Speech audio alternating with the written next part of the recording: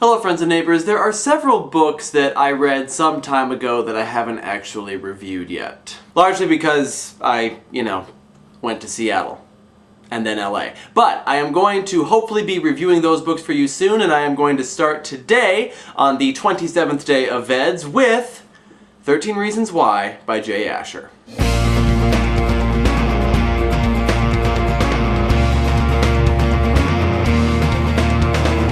So, if you've read this book, then you know that this is not going to be a terribly upbeat review because this is not a terribly upbeat book. This book is incredibly hard to read, as you would expect, because it is about a girl who committed suicide. Hannah Baker is the central character in this novel. She has committed suicide, so she is dead throughout the entirety of the novel, pretty much. But before she killed herself, she made a series of cassette tapes, 7 of them, and she recorded her story on those cassette tapes, devoting one side of each cassette tape to the 13 people who, in some way, contributed to her decision to commit suicide. So, yeah, that alone is pretty morbid, but it gets worse. Not only did she record these tapes and devote one side to these people, but she is also sending these tapes to these people. So the first person in the story is the first person to get the tapes, and then when he listens to them, he's supposed to send them on to the second person, and then the third person, and so on until they get to the last one. We hear Hannah's story from the ears of Clay Jensen, who is one of the people to receive the tapes. And Clay Jensen's whole thing is that he is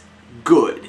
He is straight-laced. He is the guy at school who nobody can think of a single bad thing to say about. So the question that he keeps asking himself as he is listening to these tapes is, what did I do? How did I contribute to Hannah Baker's suicide? So the point of this is not to glorify suicide. The point of this is just to make us aware of how we are treating other people. Obviously, there are some things on these tapes that are obviously morally reprehensible, and we listen to the stories and we think, I would never do that. I would never do that to another person. But there are some things on these tapes that we honestly just don't even think about. We treat a person a certain way, we're not aware of how they are perceiving how we are treating them, and we go on about our business. Completely unaware of the fact that we may have changed their life irrevocably, either for the better or for the worse. And Jay Asher approaches this point from a unique way, and he makes it very compellingly. This is a book that is simultaneously very difficult to read, but one that you will have difficulty putting down. It's difficult to read because of Hannah's story, but it's hard to put down because of Clay's story. Because we, like Clay, want to find out what's going to happen next, and we can relate with the way that Clay is feeling, because it's basically the way that we're feeling, even though we don't even know Hannah Baker. Because I think that at some point in our lives, we have known a Hannah Baker. And I will say that the ending of this book isn't a hollow or empty one. It's not going to leave you feeling horrible. It does end on a hopeful note. And so on the whole, even though this book was very difficult to read, it is still a really good one. It's one that should be read, and on the worth meter, I think I would definitely give this an ultimate recommendation. So by all means, seek this book out, read it,